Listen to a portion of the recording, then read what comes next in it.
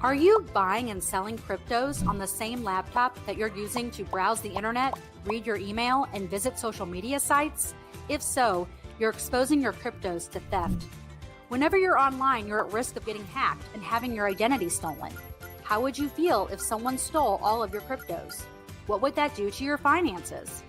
Guard your cryptos with a safe and secure laptop from CALIX Solutions. Each laptop is set up just for you and your cryptos, and then we walk you through exactly how it works. Don't risk the security of your cryptos. Order a crypto laptop from CALIX Solutions now to secure your crypto future. Learn more at calixsolutions.io.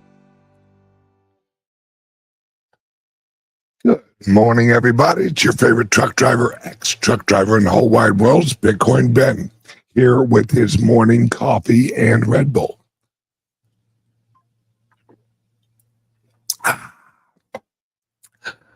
The breakfast of champions who aren't going to live long.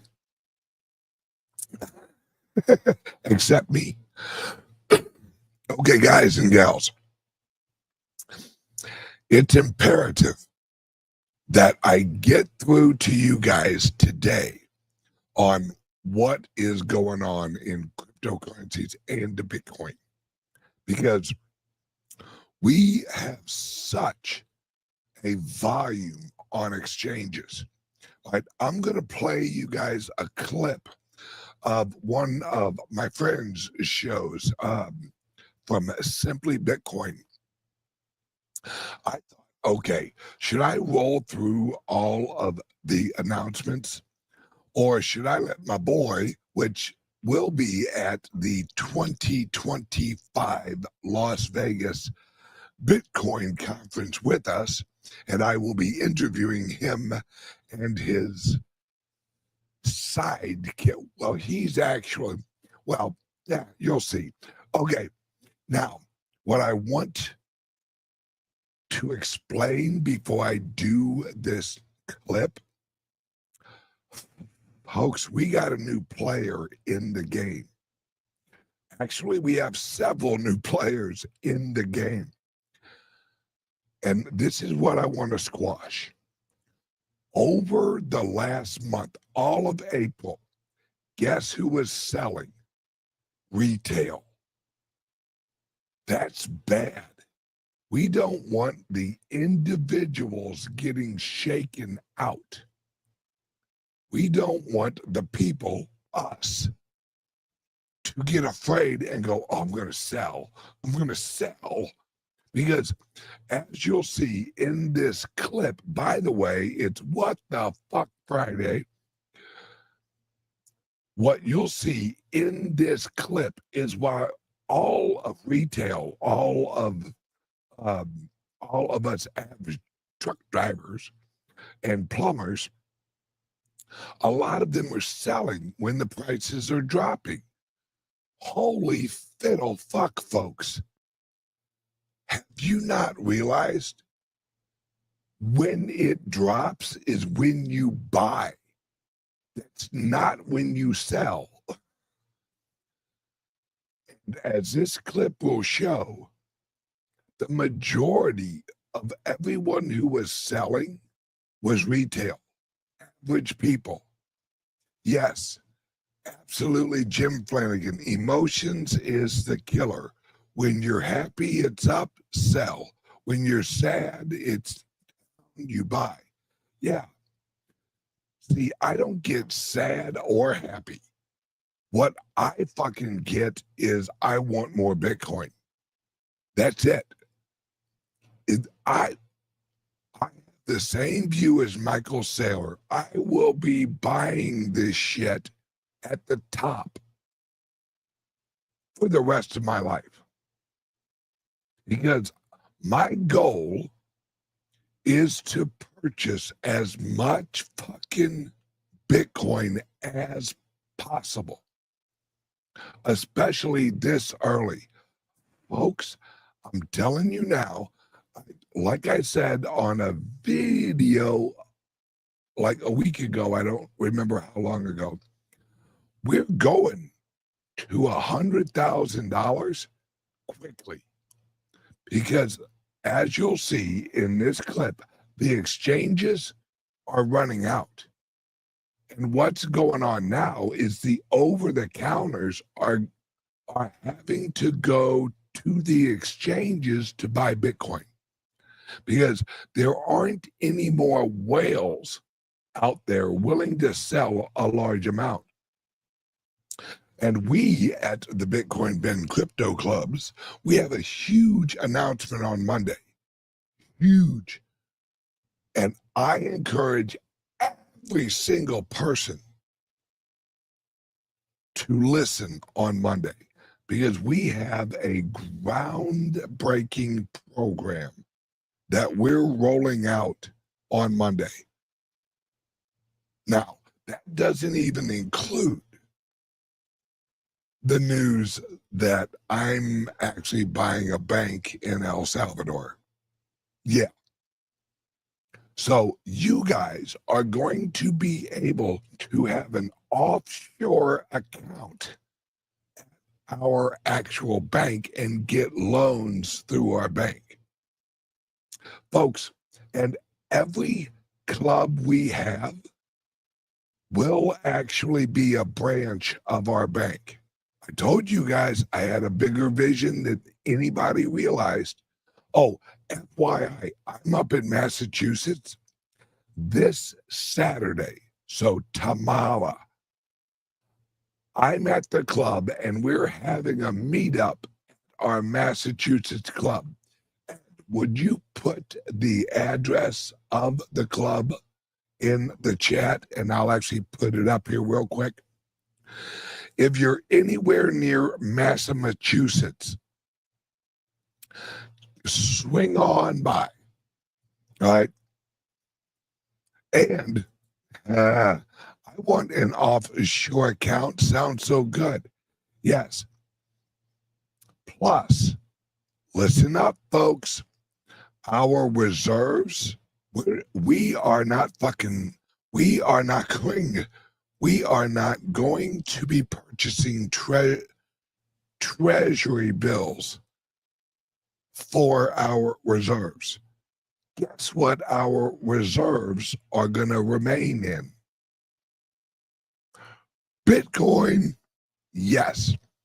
We will be the first ever global exclusively backed with the Bitcoin bank ever. And if you want a little inside info,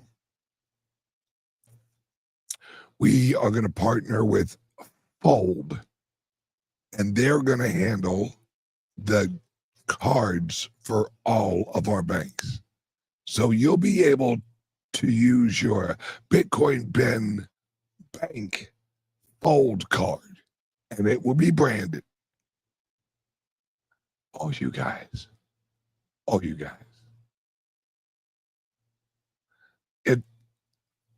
We finna win this mother plucker. Okay, Ed, thank you so much. All right, our address up here. See, Lena, Fold has to come to Europe. And Fold is going to use our bank to roll out Fold to the whole world.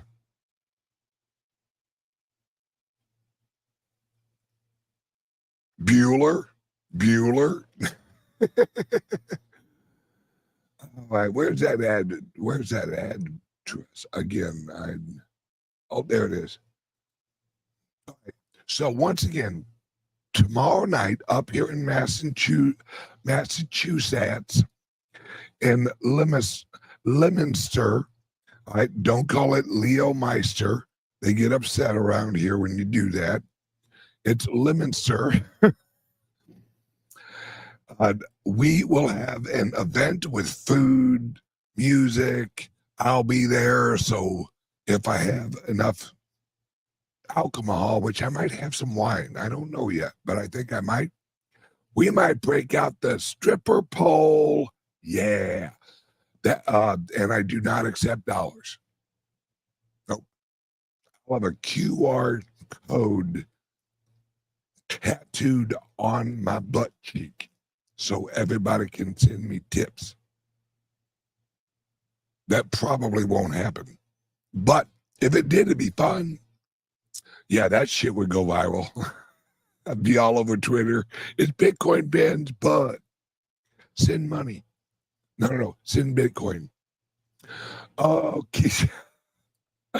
So it says throw coins at Ben. Yeah, no doubt.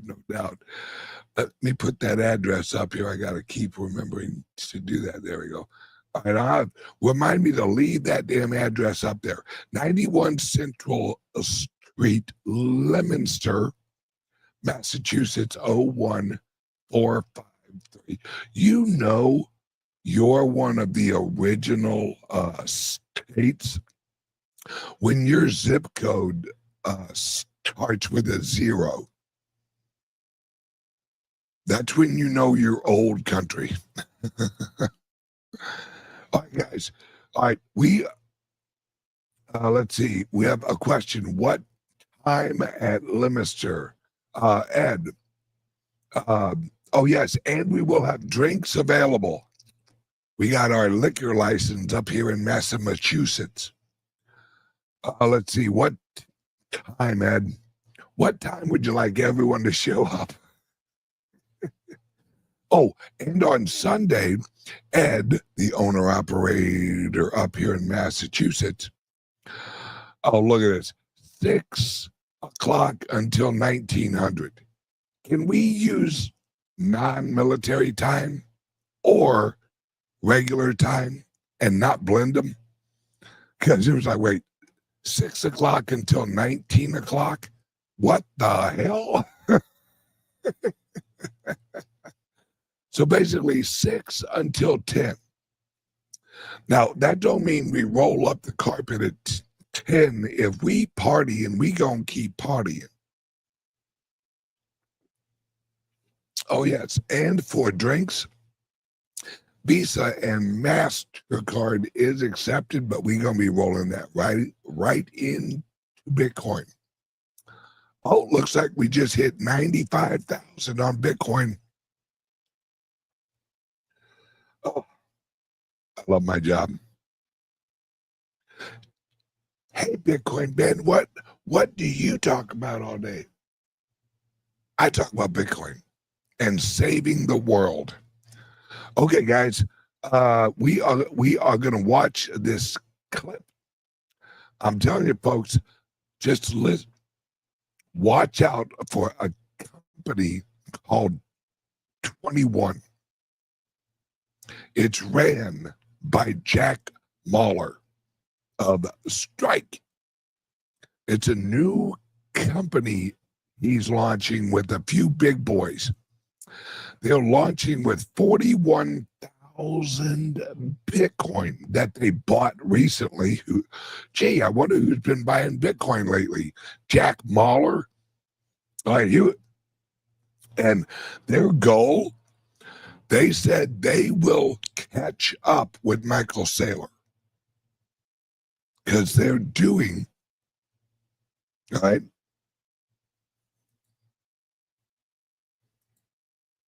Hey, Ben, does your bank need a compliance officer?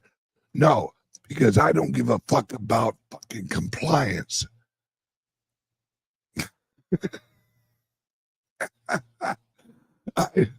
That's just how I roll, guys. Kiss my ass. Anyone asking me to comply. Because when I hear the word compliance, that I hear submit. That's what I hear when someone says compliance. I do not comply. I do not agree. I tell people to fuck the fuck off. Yeah. So you go, good luck in jail. Yeah, good luck getting me in jail. See, that you have to understand the legal structure. Unless unless I agree to a contract, I am not held I am not obliged to adhere to any law that I did not vote on or agree to. You gotta know friggin' common law. I'm just telling you. I am an expert witness in money transmission. Yeah, we ain't gonna be transmitting money. We're gonna be transmitting Bitcoin. So I don't have to worry about that. Yep. See, gotta know contracts of adhesion and using USD. Yeah, fuck USD. Just saying. I gotta get that address. Hey, Ed, could you repost the address so I don't have to keep scrolling up to find it? Here we go. I got it. Never mind. No, I completely understand how most people worry about compliance. I understand that because they don't know common law. That's it. Common law. Once you grasp that civilian law, civil law, is actually on top of common law, and common law trumps civilian law. Once you wrap that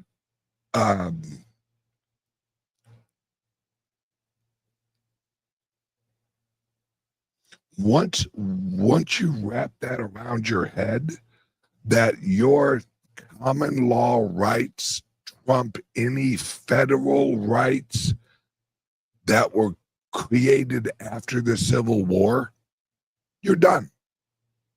You're done because you realize it's all an illusion. It's all an illusion. All right. Now, and the Treasury Department, the head, what's his name, Basson? Yeah, the Treasury Department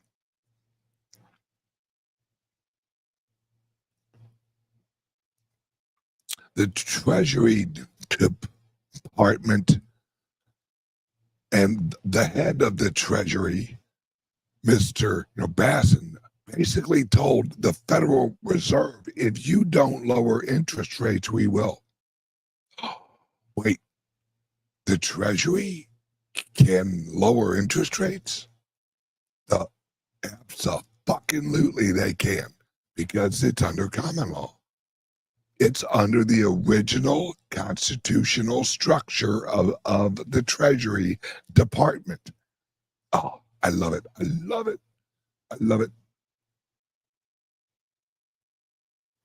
Oh, okay. We are going to watch, guys, watch this.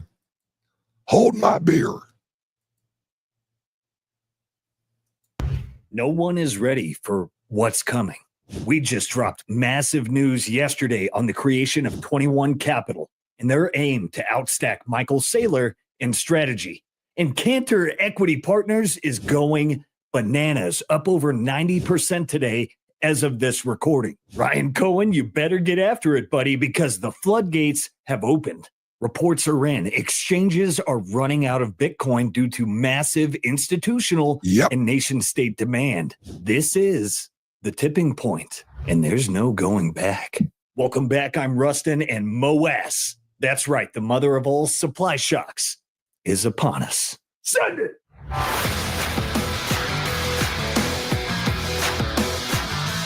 By the way, that was occurring. So institutions, sovereigns, Bitcoin. Patient pools of capital were piling in during April, which resulted in about a 13% increase in Bitcoin versus 10.5 for gold. And retail via the ETF were exiting. So you got to kind of ask yourself, what do the institutions know Were the that retail institutions doesn't? buying Bitcoin direct?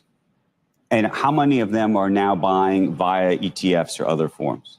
Well, hard to say. They don't, especially the sovereign wealth funds don't report. Right. No, but you're their also, holdings, I but, imagine, yeah. seeing the ETFs buying, because the ETF should be buying on a in the relative, last couple of days. but the ETF should be buying on a relative basis on behalf of their customer base. Right, assuming there were inflows, right? But the last couple of days, yes, we've had inflow. But still, as of yesterday, it should change today, we've had net negative ETF inflow. So, so the first reason is de-dollarization. The second reason is this tech unwinding of this big levered tech trade and Bitcoin trading on its core characteristics, which again are similar to gold. You've got scarcity, immutability, non-sovereign asset, portability. Right. So trading the way people who believe in Bitcoin would like it to trade. Mm-hmm. The last was, to me, the most interesting, which is, I spoke to a couple of traders who said, look, if you believe these conditions, these de-dollarization conditions are going to persist, you're looking at gold, obviously, first and foremost, but maybe you missed out on that trade. You're looking at that rally and saying, I missed the boat on that.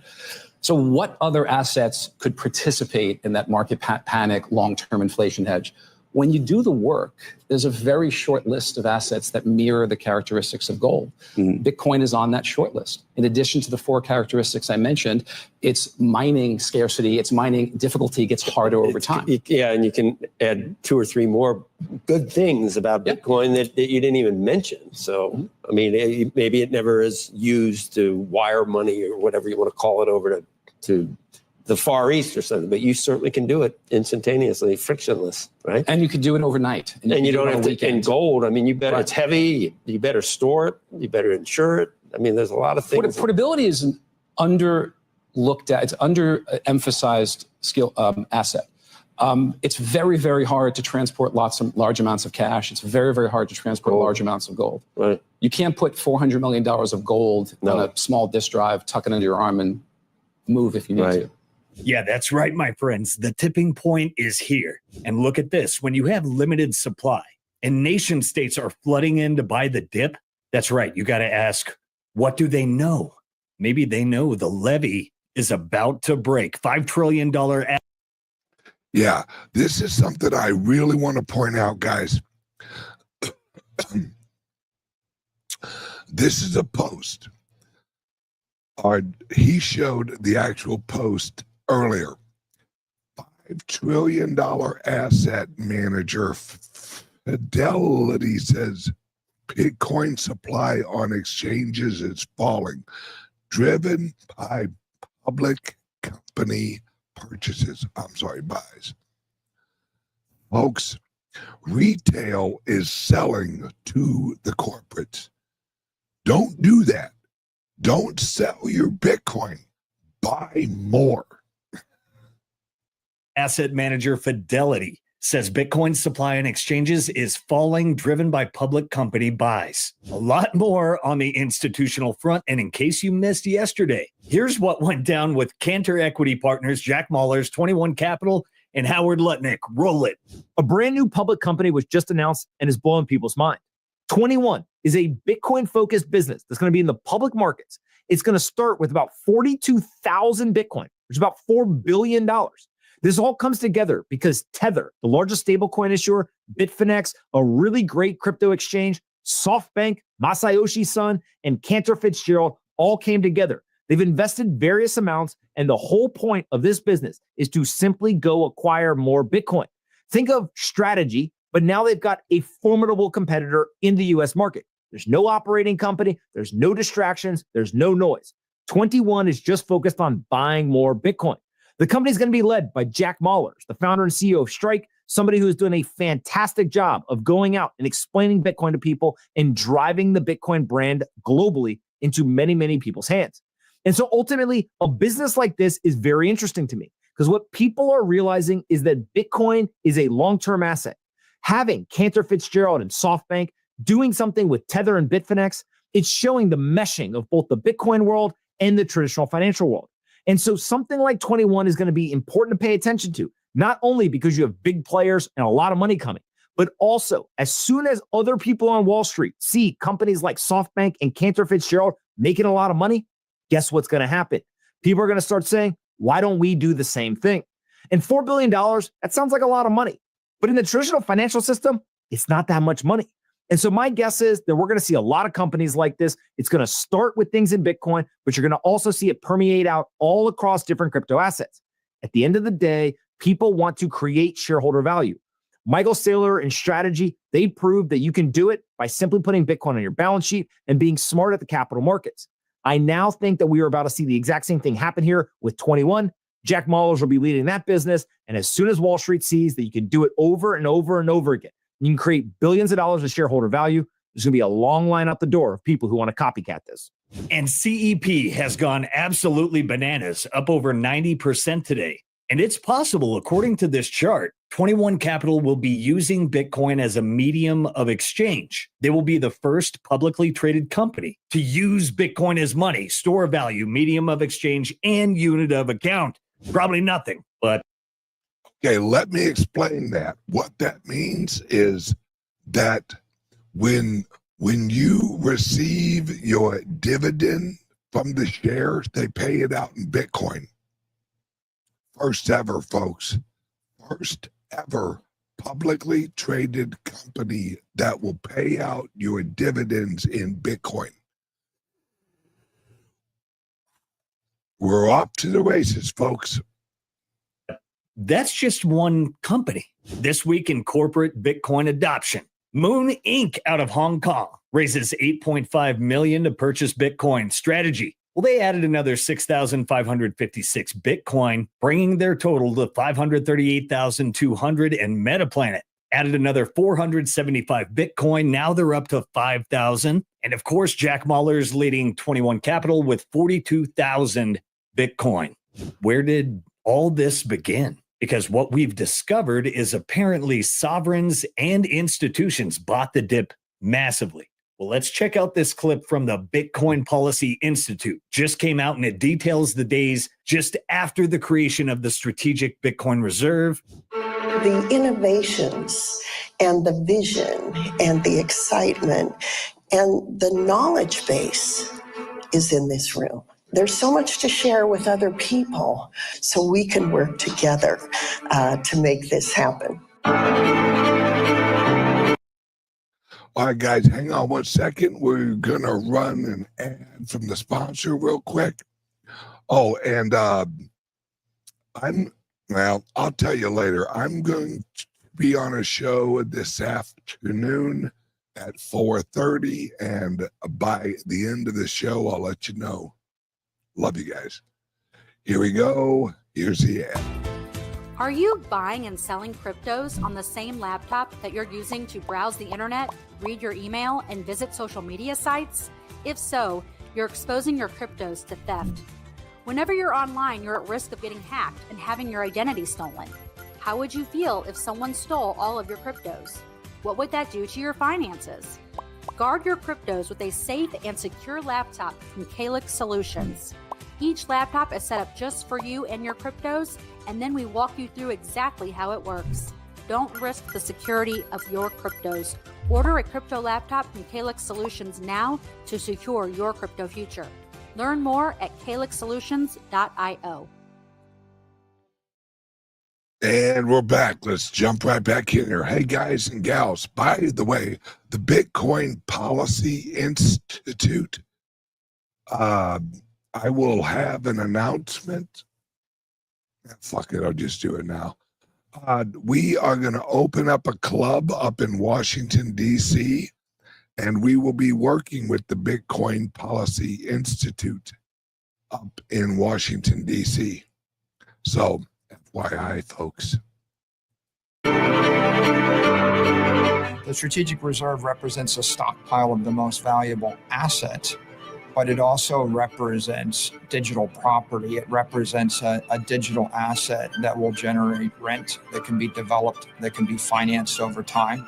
Right? It's worth anywhere from $3 trillion to $106 trillion, depending upon how programmatic and aggressive we want to pursue this opportunity.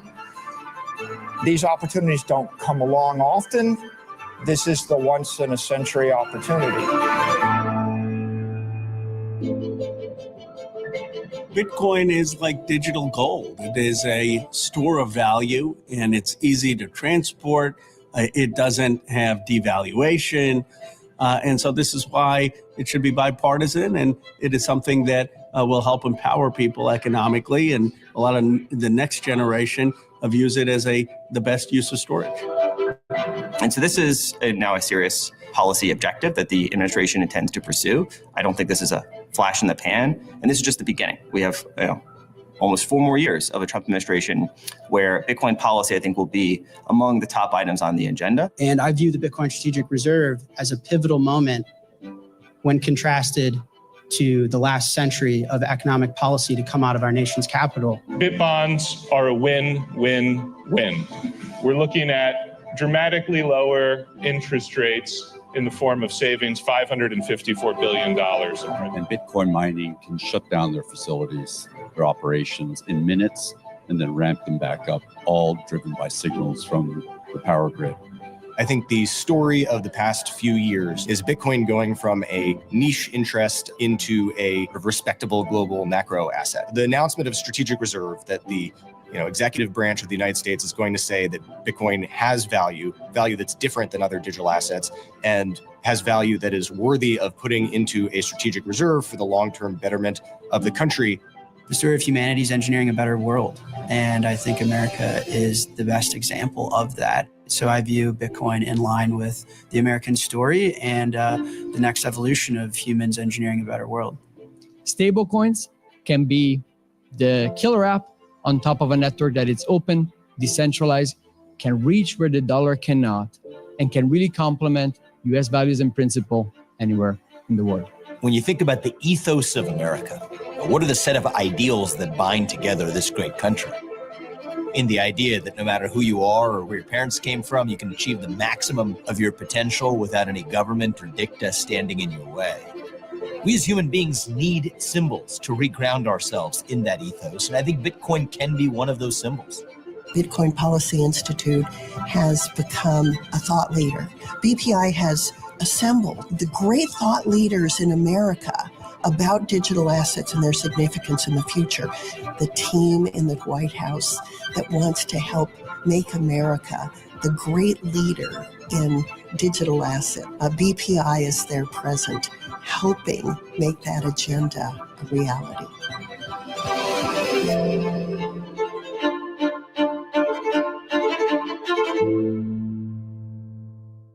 And now CZ is breaking it down for you. All other governments have to be more competitive.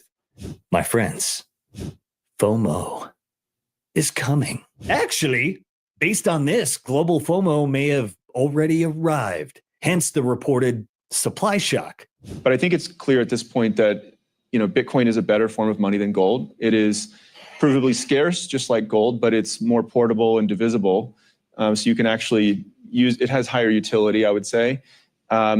And it was the best performing asset of the last 10 years. And so for store of value, I think it's going to be important for governments to hold this over time. It might start with being 1% of their reserves, but I think over time it'll come to be equal to or greater than gold reserves. Okay, great. Well, let's go to the next question. Let's go to the lady over there. Hey, we have a lot more bullish news to get to, as well as the latest from Adam Back and where he thinks Bitcoin is headed. But before we bring it home today, look at our likes. 3 or 4 times, maybe. I gotta pump those numbers up. Those are rookie numbers in this racket. Hey, don't forget to like, subscribe, and give us a pat while we take a moment to recognize our sponsors powering this show. That Bitcoin has no top because fiat has no bottom. And then they just give you that normie stare. Well, not anymore. Thanks to the Orange Pill app, you can stack friends who stacks Bitcoin in 3 days. And that's happening while foreign holdings of U.S. Treasury securities have fallen to the lowest level since the mid-1990s. This is happening. Do you see it? Do you see it? ETFs are on a bender. 25,000 Bitcoin in 3 days. And that's happening while this is happening. Fed's hammock. Fed could move in June if data is clear about the economy's state. Hammock also said Fed not afraid to move quickly if necessary. Money printer, go. When I pulled this up and I saw Bitcoin had just went from a near 1 correlation and it's now down to a 0.53, my eyes are glued to this thing now. Is Bitcoin going to continue to fall, go below 0.5 and head towards 0 again? Because what is that telling us? To me, that tells me that Bitcoin smells blood. It smells the money printer. Somehow it's reading the Financial Times. It's reading Bloomberg. It's reading The Economist, and it's seeing fiat liquidity is around the corner. Currency units are about to be abundant. They have to print the money. Now, guys, being more practical, Bitcoin can't read an article, right? It's a protocol. It's bytes of data. But more practically, if they start making monetary conditions easier, if there is more fiat sloshing around, the market that's most sensitive to that, the markets that's going to move first and perform the best is Bitcoin, because it's the most free market and it's the most fixed market. That's it. Period. End of conversation. No debate. So when I saw Bitcoin start to decorrelate and it went from a 1 to a 0.53, and I made this chart, I was like, oh my goodness. Bitcoin's not necessarily correlated to the stock market or not correlated to the stock market. It's both. And it chooses its times to decorrelate and lead when massive world events are happening. And it affirms my suspicion and my predictions. This is slight validation. We're not there yet, but it's very slight validation that Bitcoin will decouple this year. It will lead the stock market up. It smells the money printer. And we are about to go way higher. There is a new monetary order being formed. The IMF and World Bank serve critical roles in the international system, and the Trump administration is eager to work with them so long as they can stay true to their missions. And under the status quo, they are falling short. The Bretton Woods institutions must step back from their sprawling and unfocused agendas, which have stifled their ability to deliver on their core mandates. Going forward, the Trump administration will leverage U.S. leadership and influence at these institutions and push them to accomplish their very important mandates. The United States will also demand that the management and staffs of these institutions be accountable for demonstrating real progress. I invite all of you to join us in working to refocus these institutions on their core missions. It is in our collective interest to do so. The IMF. First, we must make the IMF again. The IMF's mission is to promote international monetary cooperation, facilitate the balanced growth of international trade, encourage economic growth, and discourage harmful policies like competitive exchange rate depreciation. These are crucially important functions to support the US and global economies. Instead, the IMF has suffered from mission creep. The IMF was once unwavering in its mission of promoting global monetary cooperation and financial stability. Now it devotes disproportionate time and resources to work on climate change, gender, and social issues. These issues are not the IMF's mission. And the IMF's focus in these areas is crowding out its work on critical macroeconomic issues. The IMF must be a brutal truth teller and not just to some members. Today, the IMF has been whistling past the graveyard. Its 2024 external sector report was entitled Imbalances Receding. This Pollyannish outlook is symptomatic of an institution more dedicated to preserving the status quo than answering the hard questions. And would you just look at that? Besson says the IMF is out of line, and then SEC Crypto Task Force met with El Salvador's National Commission on Digital Assets to discuss cross-border crypto regulation and collaborative sandbox pilot program. Translation, settling in corn. I don't know, guys. I think we may have reached the tipping point. And, the fact that we had an end of epoch, new all-time high, 73.5, just before the halving, it's I viewed as a kind of confirmation that, it would have gone higher if not for all of those headwinds. And so, I think it's probably incorrect to draw too many inferences from the last cycle. And so, if you take that out, I think that there's a lot of positive news that, $100,000 is way too cheap. I expect we'll end the year much higher. And, we get between 500,000 and a minimum and a million during this cycle. So we'll see if that transpires. And I think the other thing is, people talk about diminishing returns and the different models. I mean, models are not necessarily that predictive, but stock to play, power law, various other models, and they are this diminishing return theory, like technically an S curve, like adoption of internet, adoption of mobile phones when they first came out, things like that. They go through a gradually phase where it's kind of niche thing and it's expensive and very few people have it. And then it becomes a social phenomenon when everybody has it and the adoption starts to get steeper, right? So it could almost be the opposite, right? People are calling for diminishing returns, but maybe there are 100 million people with some form of Bitcoin exposure. That can reach a tipping point when there are a few more people that have it, so that everybody's talking about it and they're starting to use it. Look at this. This is going to be the greatest bull run in the history of Bitcoin, so you better strap yourself the in. ETFs have bought 25,000 Bitcoin the last 3 days. Mahlers is starting a company to catch Salor. 42,000 Bitcoin have been taken off exchanges the last month. Bitcoin is decoupling from the NASDAQ, and global M2 is going crazy. Oh, it's coming. When it takes off, it's going to look something like this. 트럼프 뜁니다. 트럼프 직접 가요. 트럼프. 독주하는 트럼프의 반대 정책. 트럼프 슈! 트럼프의 관세가 나스닥을 무너뜨립니다. 설홍성 같던 S&P 500의 수비벽이 관세 한 방에 무너집니다. 녹아내리는 여러분의 주식. And get those tickets to Bitcoin 2025. It's coming in hot. We're just a couple weeks away from the biggest Bitcoin event of the year. Right, we are back, folks. There we go. I'm telling you guys, this is literally, I don't know how else to explain this, because the amount of corporations, whether you like corporations or governments owning Bitcoin, folks, freedom's for everyone, even people you fucking hate. Unfortunately, that's the price of freedom, is that the people you hate are free to buy Bitcoin too. So basically, folks, we're off to the races. And it is literal. And on Monday, folks, on Monday, let's put it this way.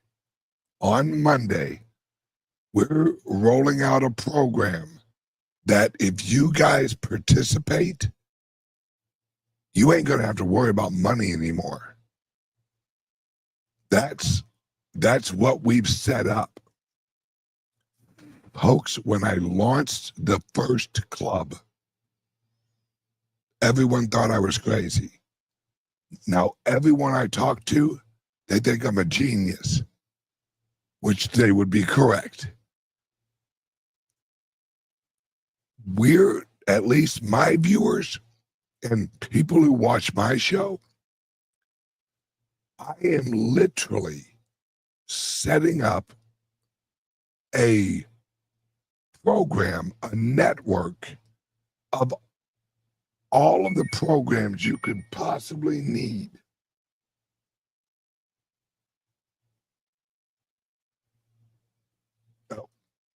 I just received a text from Larry Lepard, and I have to give him a call after the show. Hey, Larry, if you watch, hey, oh, here we go. Oh, it's the government. Okay, guys, everyone, have a damn great Friday. And make sure you watch the live show on Monday so that you get the announcement first. Because first come, first serve. And you guys, once we break down what we got, hey, there's Maddie. Yeah. It's regular business day. It's Friday.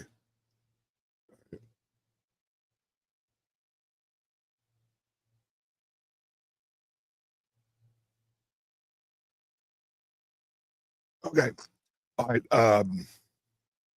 There we go, folks. I will send out a tweet. Those of you who follow me on X, I will send out a tweet letting you know where to watch the show at 4:30 Eastern time. All right?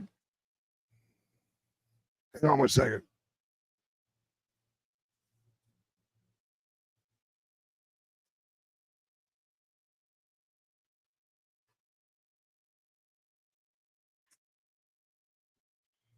Hold, please.